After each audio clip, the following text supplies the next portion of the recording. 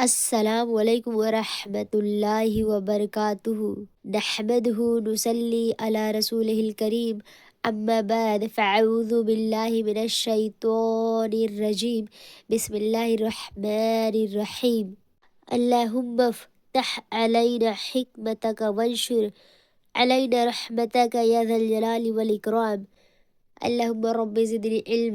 سوال جواب کے ساتھ ساتھ ہمیں اپنی ریڈنگ کا بھی خاص خیال رکھنا ہے اور زیادہ تر تلفظ کی صحیح ادائیگی کا استعمال کرنا ہے۔ اوکے جی، سو ہم اپنی کلاس کو اسٹارٹ کرتے ہیں۔ اب آتے ہیں سوال نمبر 2 پہ، کفر کسے کہتے ہیں؟ جواب، ضروریات دین میں سے کسی ایک بات کا انکار کرنا کفر ہے۔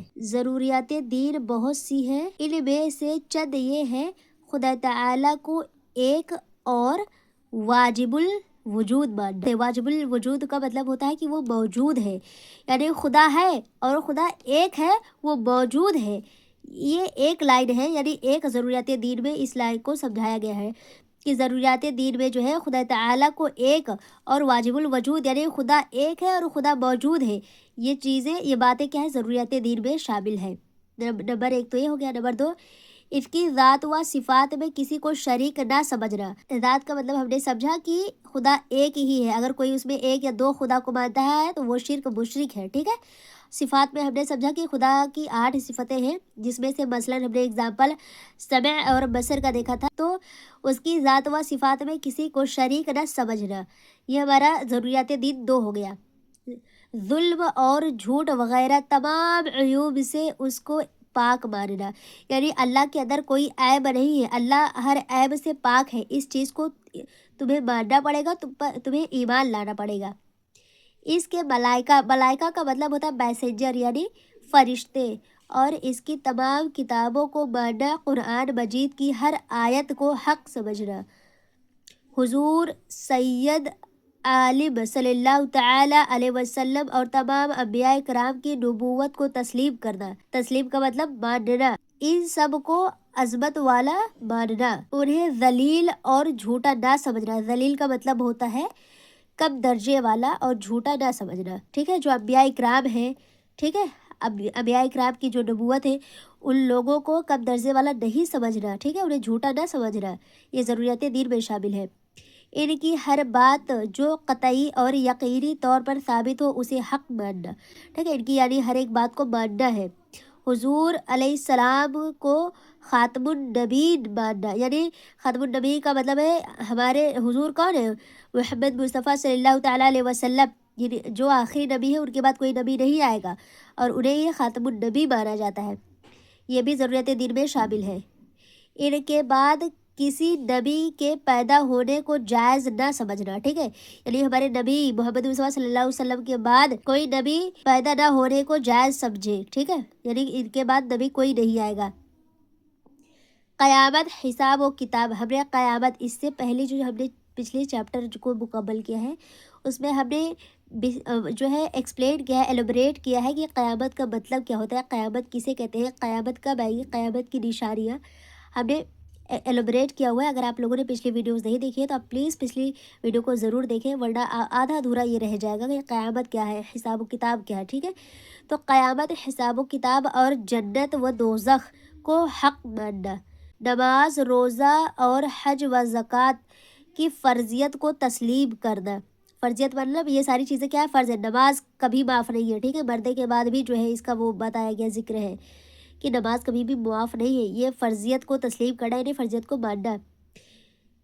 اب زنا، چوری اور شراب نوشی وغیرہ حرام قطعی کی حرمت کا اعتقاد کرنا، اور کافر کو کافر جاننا، یعنی ایسا نہیں ہے کہ کوئی کافر ہے وہ جو ہے کلمہ پڑھ کر جا رہا ہے مسلمان ہونے، مطلب انسان ایک اچھا ہونے جا رہا ہے، ایک مسلمان ہونے جا، مومن ہونے جا رہا ہے، جب تک وہ کلمہ پڑھ نہ لے تب تک اسے ہم مومن نہیں کہیں گے، جب تک وہ کلمہ نہیں پڑھا ہے وہ کافر کو کافر ہی کہا جائے گا، ٹھیک ہے۔ یہ باتیں بھی ضروریات دین میں ہے، یہاں پہ وغیرہ لگا دیا گیا، باقی ساری جو چیزیں ہیں۔ اب آگے کا سوال دیکھتے ہیں، سوال نمبر آتا ہے ہمارا 3، کسی سے شرک یا کفر ہو جائے تو کیا کرے؟ تو جواب میں آتا ہے توبہ اور تجدید ایمان کرے، بیوی والا ہو تو تجدید نکاح کرے، اور مرید ہو تو تجدید بیعت کرے۔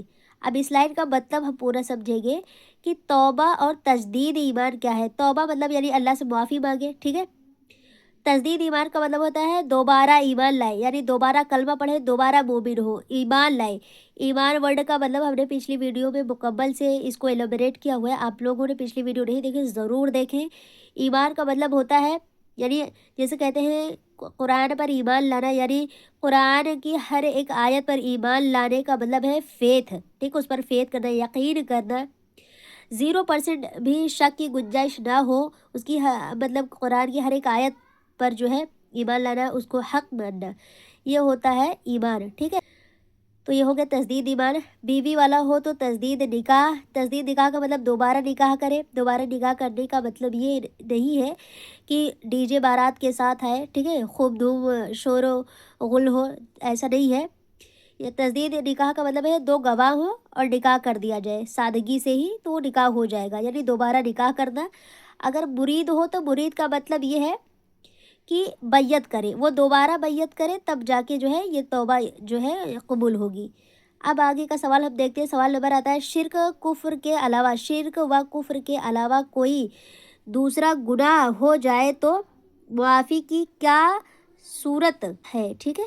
جواب آتا ہے توبہ کرے، خدا تعالیٰ کی بارگاہ میں روئے گڑ گڑائے، اپنی غلطی پر نادم و پشیمان ہو اور دل میں پکا عہد کرے کہ اب کبھی ایسی غلطی نہ کروں گا. صرف زبان سے توبہ توبہ کہہ لینا توبہ نہیں ہے، ٹھیک ہے. اس میں یہ سمجھایا جانا ہے کہ اگر آپ سے گناہ ہوا ہے، غلطی ہوئی ہے، تو اللہ تعالیٰ سے روئے، معافی مانگے، گڑ گڑائیں اور اللہ تعالیٰ سے پکا ارادہ کریں، اللہ تعالیٰ سے کہیں کہ آئندہ سے ہم سے یہ غلطی نہیں ہوگی، یہ گناہ نہیں ہوگا.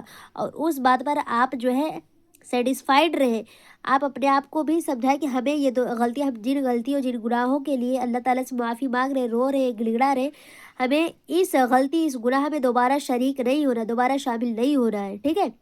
اگر آپ دوبارہ شامل ہوتے ہیں دیٹ مینس آپ کا جو وعدہ تھا، جو ارادہ تھا، آپ کی باتیں کہی ہوئی تھی، وہ سب جھوٹ ہے، ٹھیک ہے. جب آپ اپنی بات کہی ہوئی باتوں پر جو ہے نہیں کھڑے اتریں گے تو اللہ تعالیٰ کیسے آپ پر یقین رکھے گا، ہے نا. تو آپ کو فرسٹ آف آل اپنے آپ کو جو ہے سمجھانا ہے، آپ سے بھی خود سے ارادہ کرنا ہے کہ ہم نے یہ دوبارہ غلطیاں نہیں کرنی. ویسے تو اللہ رحمن الرحیم ہے، غفور الرحیم ہے، اللہ ہم سب کے گناہوں کو بخشے، ہے نا.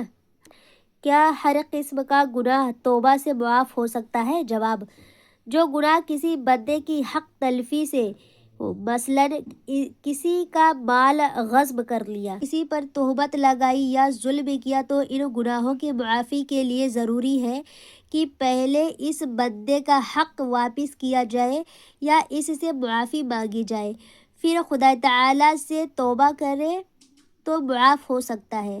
اور جس گناہ کا تعلق کسی بندے کی حق تلفی کا مطلب ہوتا ہے کسی کا حق کھانا، ٹھیک ہے، کسی کا حق لے لینا، حق تلفی سے نہیں ہے بلکہ صرف خدا تعالیٰ سے ہے.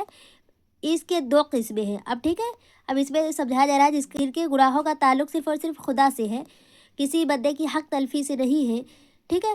تو اس کے لیے دو قسمیں ہیں. کیا ہے؟ ایک وہ جو صرف توبہ سے معاف ہو سکتا ہے، جیسے شراب نوشی کا گناہ توبہ سے معاف ہو سکتا ہے، اللہ تعالیٰ معاف کر سکتا ہے، کیوں؟ کیونکہ اللہ رحمن الرحیم ہے. اور دوسرا کیا ہے، اس کی جو دوسری قسمیں ہیں وہ جو صرف توبہ سے نہیں معاف ہو سکتا. ایک تو وہ ہے جو توبہ سے معاف ہو سکتا ہے، دوسرا وہ جو توبہ سے معاف نہیں ہو سکتا، جیسے نمازوں کے نہ پڑھنے کا گناہ، ٹھیک ہے. نماز کا گناہ کبھی معاف نہیں ہونا ہے. اس کے لیے ضروری ہے کہ وقت پر نمازوں کے ادا نہ کرنے کا جو گناہ ہو اس سے توبہ کرے اور نمازوں کی قضا پڑھے. دیکھو یہاں پہ اللہ تعالیٰ نے نمازوں کو جو ہے اس کا گناہ معاف نہیں فرمایا، یہاں پہ اللہ تعالیٰ نے فرمایا اس کے لیے توبہ کرے اور نماز کی قضا پڑھے. اگر آخر عمر میں کچھ قضا رہ جائے تو ان کے فدیہ کی وصیت کرے. فدیہ کا مطلب ہوتا ہے یعنی صدقہ دینا، جس طرح سے ہم عید الفطر میں دیتے ہیں صدقہ، یعنی 2 کلو 45 گرام اس کی یا تو اناج دے، 2 کلو 45 گرام، یا تو اس کی قیمت دے. یہی ہوتا ہے صدقہ. فدیہ کی وصیت کرے یعنی اس کا اگر انتقال ہو جاتا ہے تو اتنا صدقہ دے، یا تو اس کی قیمت یا تو اناج، ٹھیک ہے. تو آج ہم نے اپنا چیپٹر یہ جو ہے مکمل کیا ہے. امید ہے کہ آپ کو یہ چیپٹر بہت اچھا لگا ہوگا، سمجھ میں آیا ہوگا. آپ اس کو دوبارہ سے تیبارہ جو ہے ریڈنگ کرتے رہیں، جس سے آپ کی الفاظ، آپ کے مخارج درست ہوتے رہیں، آپ کے مسلس جو ہے شیپ لیتے رہیں، آپ کے جو پردہ شیسر ہے یہ بھی جو ہے نا درست ہوتے رہیں۔ اور ہم جلد ہی ملتے ہیں اپنے نیکسٹ چیپٹر میں۔ آج کے لیے بس اتنا ہی۔ السلام علیکم ورحمۃ اللہ وبرکاتہ۔